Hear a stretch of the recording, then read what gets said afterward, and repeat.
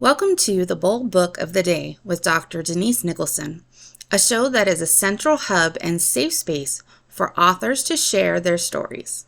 The Bold Book with Dr. Denise begins now.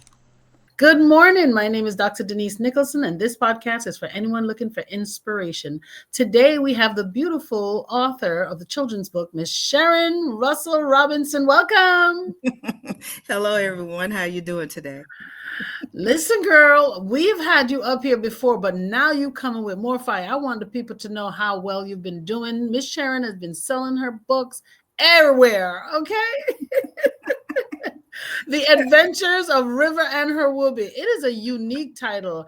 Let me find out how you got this title. Could you just share with us what inspired you to name this book with such a unique title? Well, thank you first of all for having me here today again. The Adventures of River and Her Whoobie came about 23 years ago when my daughter was born. She's actually my muse.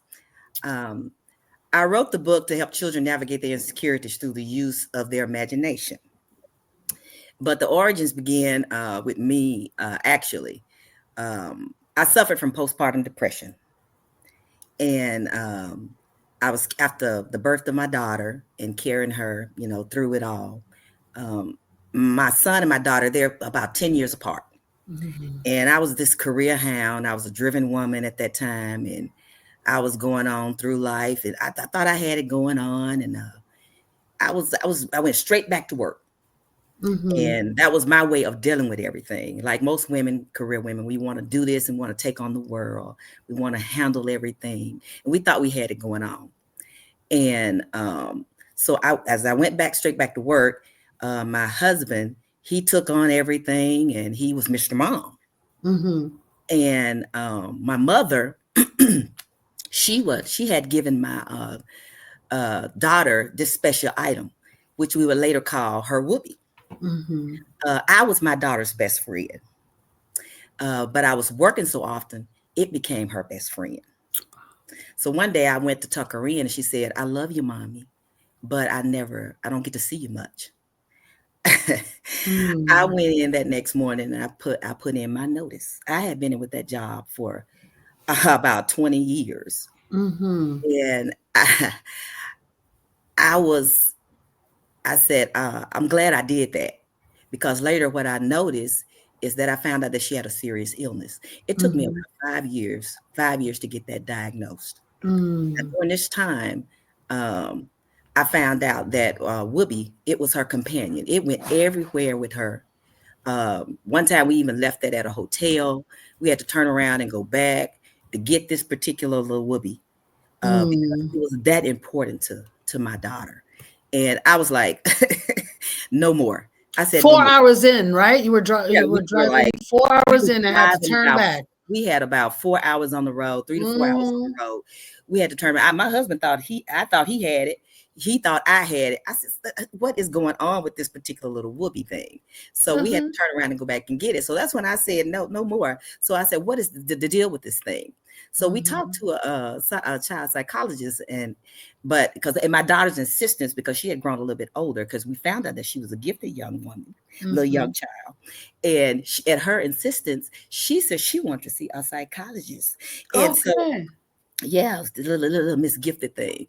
So the psychologist said, don't stop taking the Whoobie.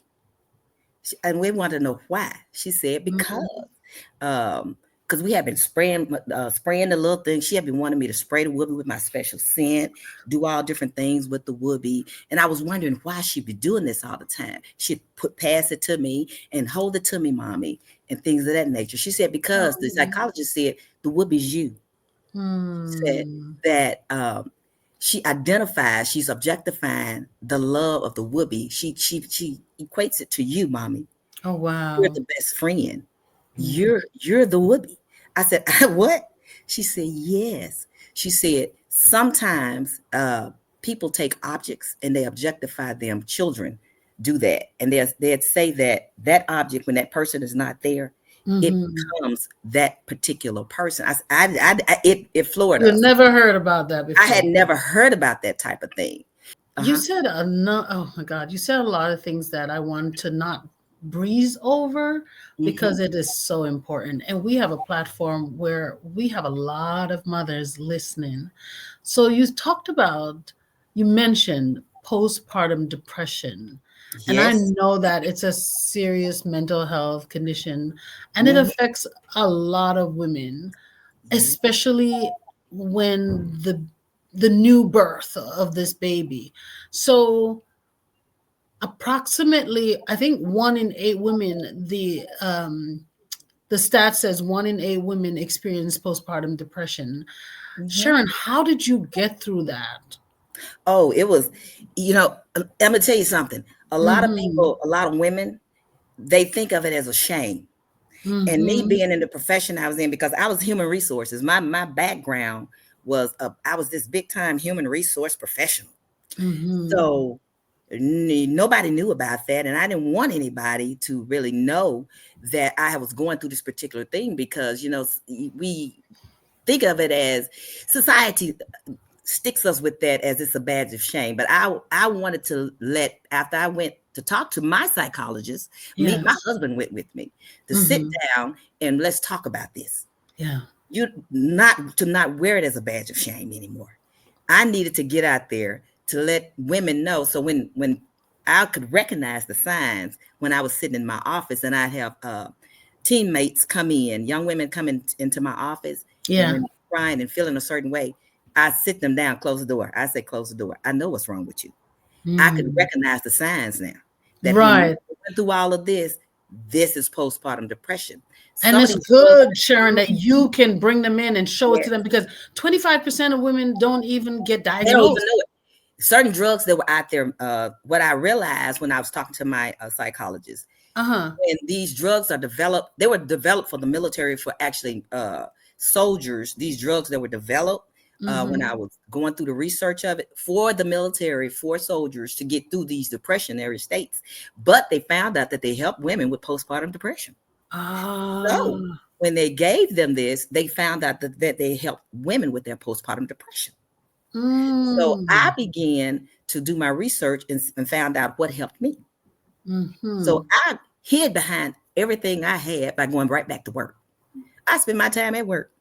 And my husband was taking on everything. He understood that particular thing, but I got through it. But my Mm-hmm. daughter was suffering, and my son, because I wasn't there enough to see that she had this illness that was going on. Then had this little whoopee thing that my mom had given her, and I was her little best friend, but she had this thing, and she was well, Mom, I got her little scent. Well, I have her this little whoopee. That's my mom, because she's not Oh. here. So when I came home and I found out that she had this little illness that was going on, which was actually a kidney disease that was in our Mm. family, and I didn't realize that. So Okay. the Whoobie, when the psychologist said, quit taking that Whoobie from her, because she's equating it to you. You're her best friend. So she takes it everywhere with her. And she says that this is her best friend, and it's you, mommy. So that's when I decided to write, when I decided to focus on, I had this manuscript all along sitting there, because I love to write about this particular little character. Sharon, And you just I wrote the book. love, you know, you like to make a difference and you love family. I And you do. wanted to make sure that your story could help not just your family, but other No, families. no. That's when I thought about the fact that a whoopee was not only for just children. Uh-huh. It clicked. A whoopee could be an heirloom. It could be Mm-hmm. a pillow. It could be like what Linus had as a blanket. It could Mm-hmm. be, it had lasting effects. It could have, it could be not for children, just for adults. It could be something that Yes. your nana gave you, your grandmother, your grandfather. A whoopee could be any object that can be given to anyone. I had people calling me, texting me, letting me know, hey, I got a whoopee too, grown folks. Because whoopies can transcend throughout life. It could be anything to anyone at any given time. Yeah, it's a That's what special, you know, it's a it's special something pillow special. or It's whatever, what it something is to you. special that Yes, you bring close to you whenever you need yes.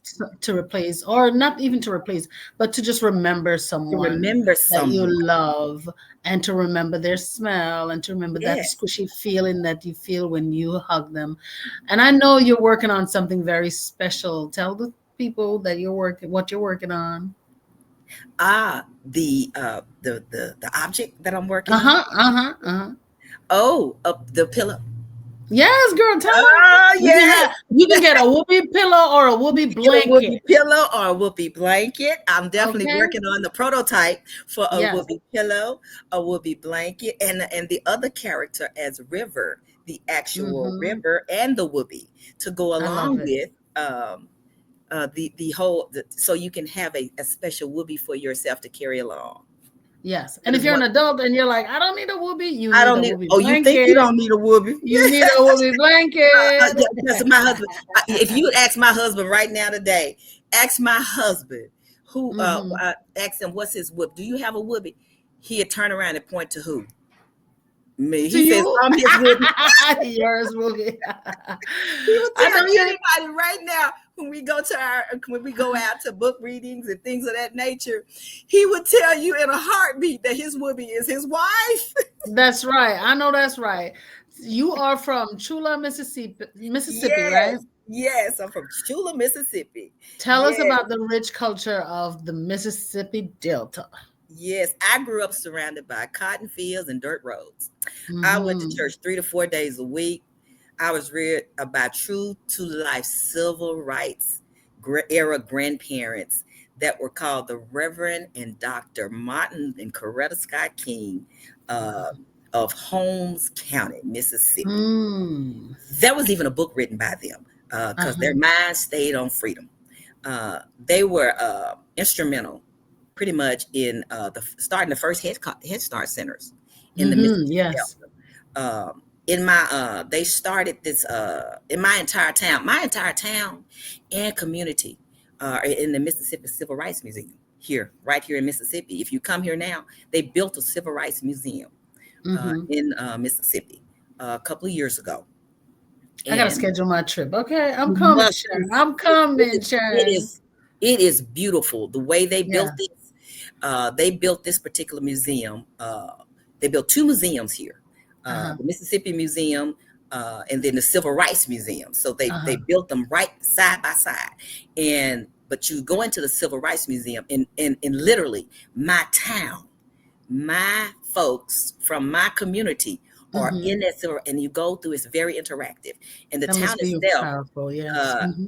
yes, the town itself is known as the town that never slept because a Mm. major highway flowed through my town back in the day, and it was known as the juke joints and cafes were all along the main lines in the town, and on one side were the juke joints, and on the other side were the churches, and if you go through there, and it was quite a sight, and at any given time when you come through my town, you could see there were many great blues legends that would come through, such as B.B. King, Mm-hmm. yes, Bobby Blue Bland, Bobby Rush.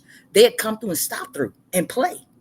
That's what's so, and they have historic markers because it's Mm-hmm. known there are historic blues trails through my town. And now, me myself, I'm a country music fan. Uh-huh. Yes, I love country I music. love country music too. I Mm-hmm. grew up in actually classical music, but Mm-hmm. I grew up on hee haw and music too. I was like solid gold because we only had three channels. Mm-hmm.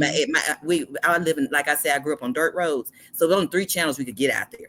So Mm-hmm. I grew up on hee haw and solid gold, and like my favorite bands are like Dan and Shay, and I like Bonnie Raitt, Rascal Flatts, things of like that nature. I do not know what you're talking about. I know, but because I love country music, I love But if you're out there and out you there. know what Sharon is talking If about, you you know can what I'm join her talking about, you tribe. country Okay. music fans, yeah. Sharon, Well, you my watched your town, town changed I from just did. ordinary dirt road to an extraordinary historic town. It is very historic. And my Uh-huh. even my home, my road, my house, my grandparents.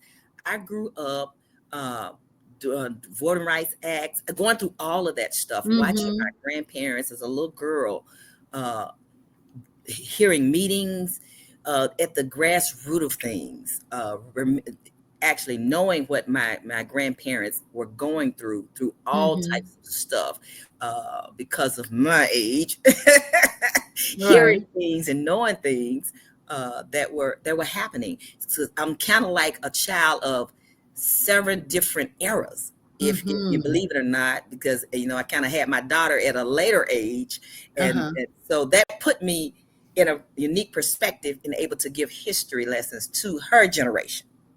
Yes. And she her friends were like, sometimes be like, "How old is your mom?" Because Sharon, you look so good. You take very good care of yourself. Thank you. Yes.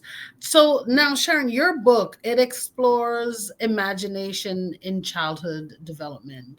Why do you think imagination? And I'm thinking that you watched your town transformed from just dirt road to this extraordinary town. But why do you believe that imagination is so important for young development and young children?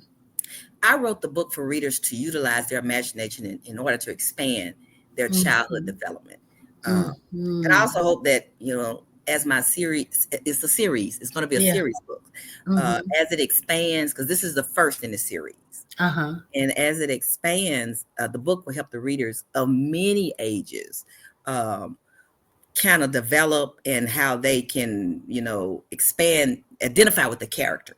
As River and Whoobie realized, that I want them to realize that it's okay to relax and kind of embrace some of the fun things in life. Yes. Kind of accept that what may be trash to one individual may be treasure to another. For example, I want a Whoobie can be a precious heirloom passed down from one generation to the next, that it can be gifted and precious. Yes. I kind of want it to be a toy. It could be a blanket. It could be a hat. It could be like a notable medical professional stated to me that, like when I said, when a child identifies with an object, that it can be key to their development. That accept and allow that whatever time frame is necessary for them to, they either can no longer need the object, or maybe they decide that it's a value part of their life. Whatever way it happens, they can give that object up, or they can keep that object. You're never too young or too old to have a Whoobie. Right. Because a Whoobie is a term or an endearment thing, or an endearment thing. Okay. Yes, it's like a value part of life. Because like I said, imagination, I have the saying that imagination is the truest form, because I got Adolf Adler said that imagination is the truest form of realism, because one without the other is just a daydream. I love that. And I encourage people to, imagine and be creative all the time, because imagination is spiritual. And a lot of times people think that they are not connected. And that's because you're not using your imagination enough. Imagination is a great way to connect with your spiritual side. So you heard it from me, you heard it from Sharon.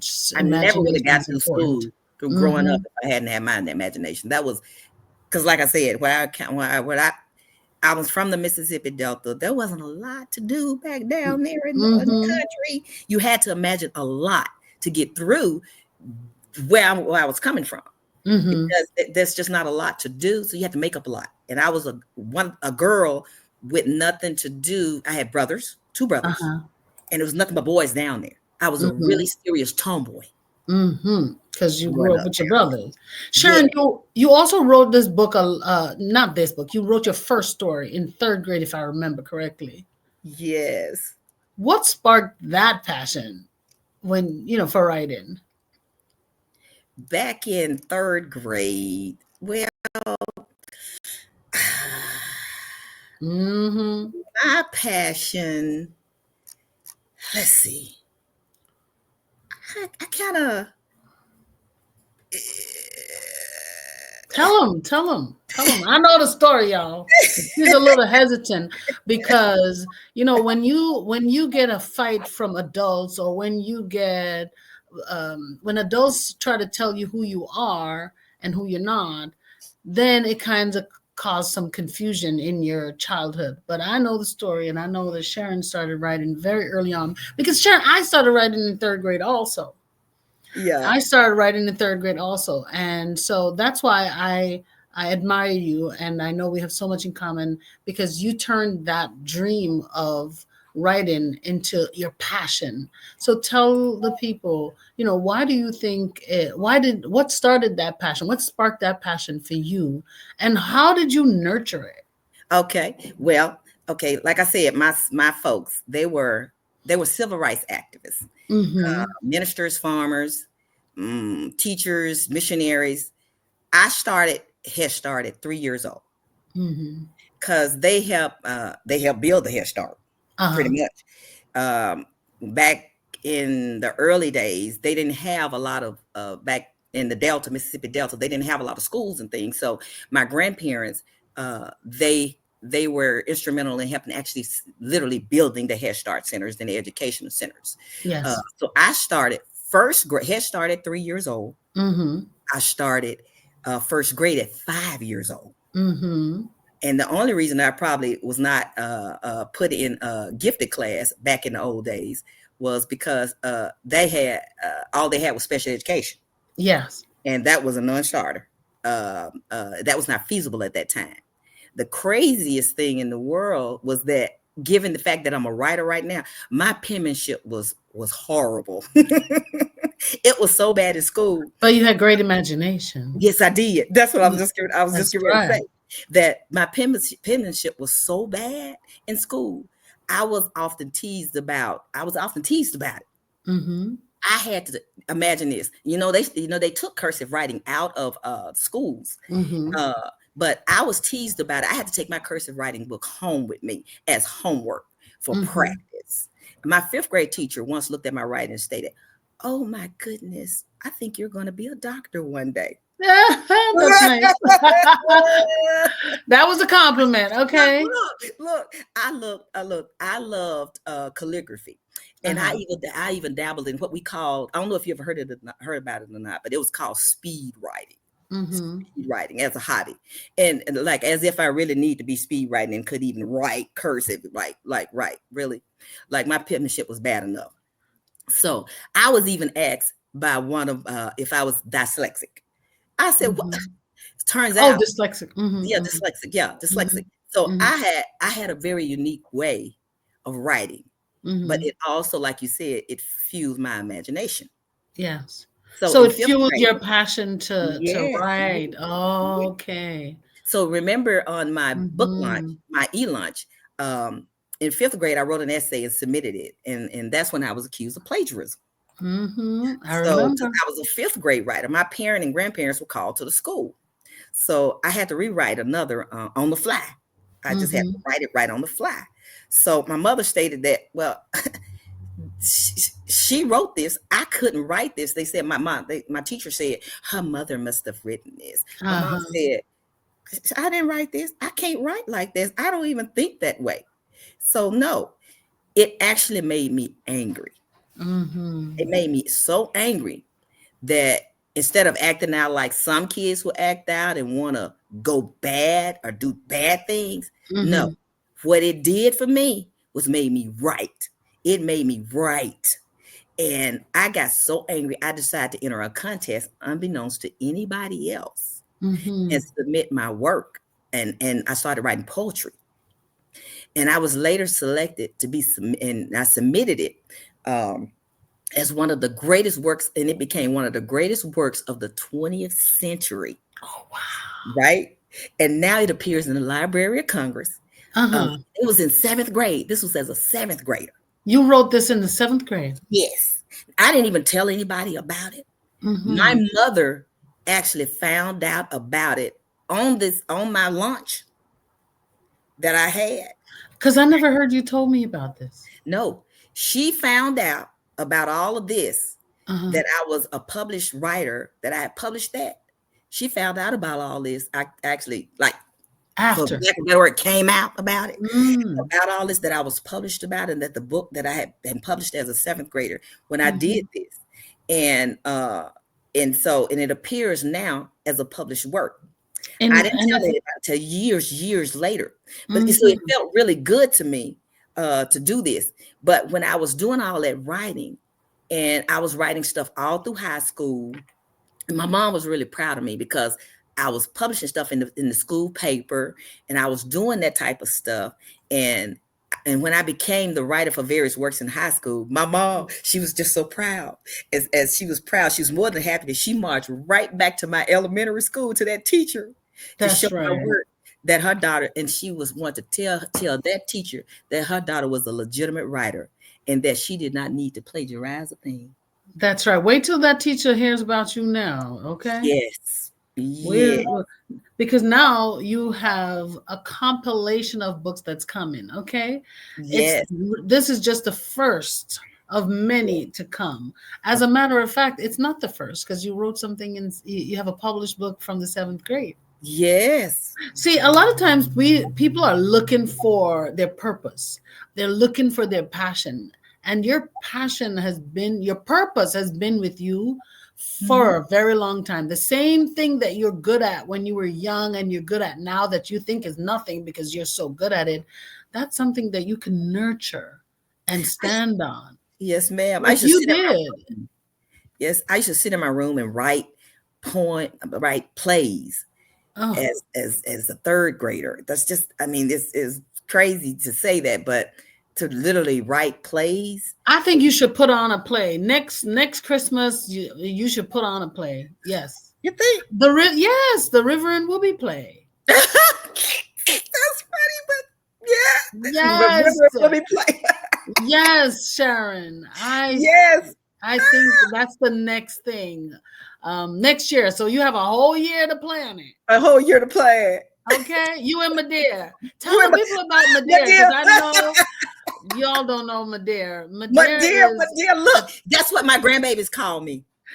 Madeira is a cherished title in her family. Exactly what my grandbabies call me, Madeira. And she's dedicated this book to that role, honoring that Madeira. Tell us more about what that means to you, being called Madeira and having this as, a part of your family. It's shaped who you are and your story. Shuck it, Madeira. My grandmother is called Madeira. I said if I ever became a grandmother, I want to be called Madeira. Because all my friends thought I was crazy. I was nuts because I had an awesome grandmother. She was stern. She was sweet. She was awesome. She raised 14 children, 2 sets of twins. Oh, wow. The rest were single births, and 3 grandchildren that she actually raised, which were me and my 2 brothers, all on the farm, right? On a working farm with livestock and everything you could name were on that farm. She started a Head Start. She was a missionary. She was a first lady of church. She was a civil rights leader. She endured 2 church bombings. Yes, we went through all of that. She kept the financial logs. All this growing up in that time, she was the only one of her siblings to go to college, which was my alma mater, Jackson State Unit, which was then called Jackson College, and it's now Jackson. Back then, it's now Jackson State University, which is, I think, one day I'm gonna have to write about my story to tell a little bit about the background, because there's a very good historical background on this. On what, Sharon? The school, the Jackson, Mississippi? Yes, about my background of my growing up, the historical background, because there's some stuff that my memoir is some stuff. You have a lot. You're in, guys, you just don't know. Just get into Sharon's tribe. She does everything: martial arts, antique shopping, traveling, Now she's gonna get into uh, a production, okay? Because she's gonna have that show Mama, coming next year, a theater of you're the so Adventures funny. of River and her Whoobie. Overall, my dear, she was a spiritual woman. She lived to Uh-huh. be almost 90 years old. We were Mm, besties. that's a We were blessing. best buddies. Sometimes we Mhm. even dressed alike. You But and Medea. yes, she was instrumental in helping shape me into the woman that I am, and also the writer. And I'm often told that we look alike. And Medea in is a very cherished term in African American households. Hmm. And if you happen to hold that title, a title like that one, you should cherish it. Oh, wow. Mhm. Thank you. Thank you so much, Sharon. Thank you for coming on and sharing your story and sharing the adventures of River and her Whoobie, and just for giving the parents. I know in your book you give parents tips and tools about, how to help children with anxiety, because truly your daughter had some anxiety Mhm. and she learned to lean on her will be to help her get through those anxiety. So I know you've included tips for parents in the story. Can you talk about some of these tips that you included in the story? Yeah, like teaching your child that no one is perfect. Mm-hmm. I always say that. You can reinstilling things like that in your child. Mm-hmm. No child is perfect. No one should expect their child to be perfect That's at right. any given time. If you set that expectation for your child, you're setting them up in my mind to fail. Mm-hmm. Yes, yeah. No one should set that bar so high that their child cannot accomplish that. And you can set a high bar for your children, Yes. but just so that you give them the room to fail, because Mhm. failure will help them to try again. Encourage them. You failure is just an answer or a no, this doesn't work. But keep at it. Let them know that you failed at something. It doesn't mean you fail at life. Yeah. You Show failed them at that. this, it means try again. Yes, there's no shame in enlisting a professional. Like I said, when I gave the example that I saw the professional, Hmm. hmm, let them know it's no shame in yourself seeking a professional if you need help. Sometimes we have to step outside of ourselves to seek help when we can't. When you're going through some things, if Hmm. you need help, seek professional help. Seek professional help. Don't be too closed off or feel ashamed, because at Yes. first that's why I almost made a mistake. I almost didn't seek professional help. Hmm. I needed to seek But professional help. because professional help is really, if you get someone that you trust, and it may take time. If you get someone and you don't like them, it doesn't mean that professional help doesn't work. It means, okay, you didn't like that person, try again, go get somebody else. But professional help can really give you direction and clarification so that you know what's going on with your life, and help you work out what you can do next. Where's the next place that I can go in my life? Where should I take this? Give you clarity on what your feelings are, and then help you plan out what is the next step to take in your life. So you're not feeling confused and overwhelmed. Yes. A smile when you think your child is not looking. You don't realize my daughter has this thing. Both of my children, my son and my Mm-hmm. daughter, I would notice that they watch me. They watch me Mm-hmm. a lot more than your child watches you a lot more than you think. They Mm-hmm. emulate you and they watch your actions. They're always looking to see how you're responding to different situations. But Yes. when your child is watching you, and they're also becoming little mini you, Ah. they're becoming you, whether you know it or not. Uh, they are trying to pattern themselves after you. They emulate Yeah, you. they're emulating the person Mm-hmm. they're becoming. So what you do and how you react and respond in situations, that child is becoming a little you. See, So these are your lessons, you're yes, teaching them how to life be, how to lessons. These are respond. life Okay. lessons. Mm-hmm. Yes. So this is helping them to become the little people, the future little people that they're going to become.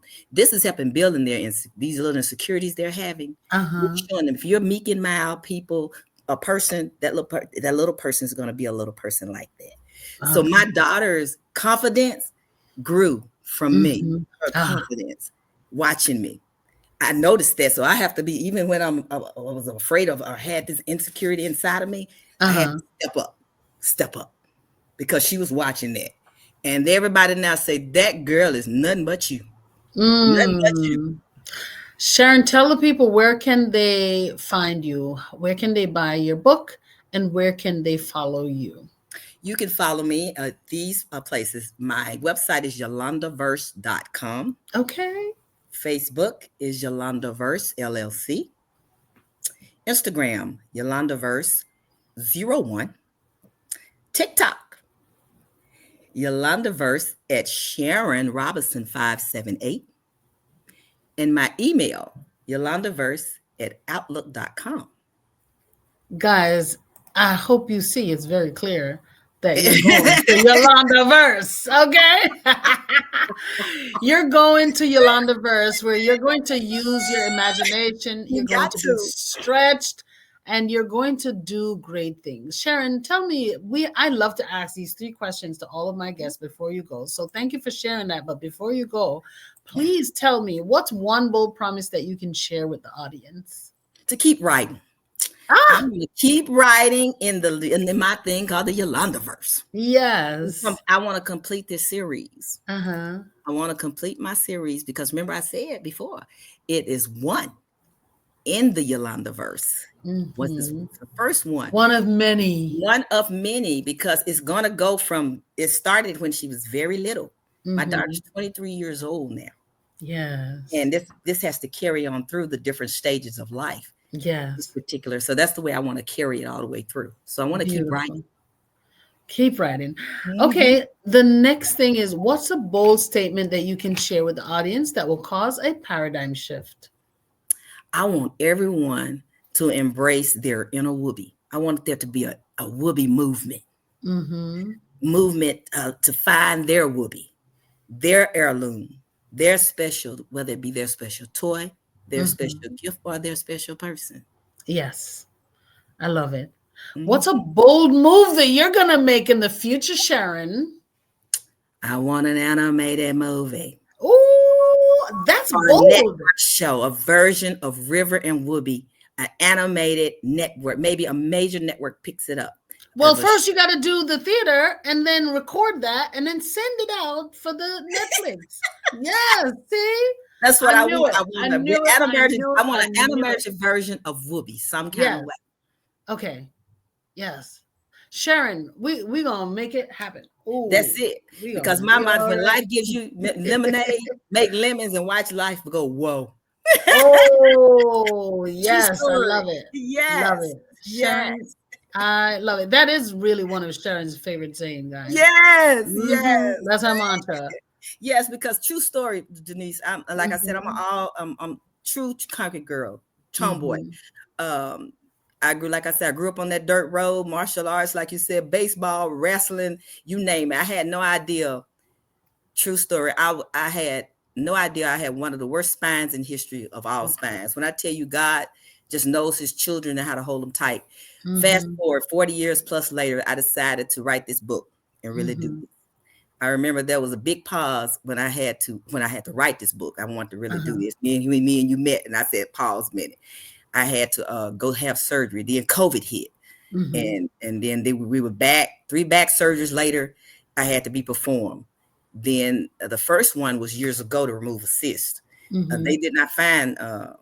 They did not find the major problems. The next one was pressing into the spinal cord in the cervical area. Ooh. And would have paralyzed me from the neck down. The final one was a surprise. And after that happened, after I was opened up it was in the lumbar region. Now it was supposed to be a simple surgery. It was supposed to be a simple level 1 fusion. Now the 3 sections collapsed on me. I had one giant hole, spinal bifida. I was born with it. Would I be a bug or a biscuit? I never would have guessed it. But like I said, lemonade and Doc and the Lord made lemonades out of lemons. He came in and healed me, and he fixed me on the fly.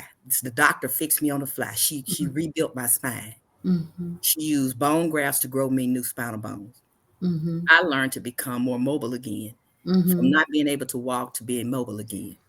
Through my daughter, my hubby, and therapy, here I am. That's why I say life gave me lemonade. Life gave you lemons. That gave me lemons. And you made. And I made lemonade. Yes. Yes. And I watched it go, whoa. Yes. So anybody can do this. Yes. If you put your mind to it. Yes. You just got to be willing. You just got to be willing to do it. Yes. I just came back from San Diego, and I just helped to publish a book for Mr. Jimmy Nichols. He is 80 years old, and he just published a book. He also was in a major accident a few years ago that left him paraplegic. And he still wrote a book, published it, and had a book launch this weekend. So I'm just saying, guys, if you want something done and you don't have it yet, make a plan to get it, because you can come up with a million excuses, or you can just go get your result. You got to do it. Don't let nothing stop you doing what you need to do. Like you just got to do it. Yeah. Meeting you guys in this particular bold family, this is it. You're a bold author, honey. Sharon, I don't know if I sent you this mantra, but I'm going to send it. You see the mantra that we put in the chat, right? The bold author mantra. The bold author mantra. Which I'm gonna send it. I'm gonna put it in there again. Each other so much. You're amazing, and you're so inspiring. And I see you pushing the group. I see you showing up to different places all over. I am so proud of you. You're an inspiration. We like to lift each other up, because we have to keep going. Some days we feel like we can't make it, because it's a lot. It's kind of, daunting sometimes when you feel like we can't. You're going to feel like you can't just make it. Like, am I doing it today? But we got to keep pushing each other. Yes. It's tough out there. Just keep going. Whatever you think is holding you back is you. You are the person that can say, you know what? Mountain, move out the way. You can really get the results that you want in life. Anything at all that you want, you can really get these results. If you just make up your mind to get the results, don't make nothing stop you. Don't let anything stop you from getting to the place that you deserve to be in life. All right? It's like our family mantra. Yeah, what you have never had before, you got to do what you never done before. That's our family mantra. Period. If you want to have something that you never had, you got to do something that you've never done. Never done before. And that's the way I teach our children. Thank you so much, Sharon. And thank you guys for listening. Please continue to tune in. But if you would like to be here, if you have written a book and you want to be on our podcast, send me an email at authordnicholson@gmail.com. authordnicholson@gmail.com. And if you would like to write a book and publish your book, send me an email. Get your message out there. Bye-bye. Thank you. Thank you for joining us for the Bold Book of the Day with Dr. Denise Nicholson, a central hub and a safe space for authors to share their stories. Follow Dr. Denise on Facebook and Instagram at Denise Nicholson, or go to denisenicholson.com. Remember, no one can share your story better than you.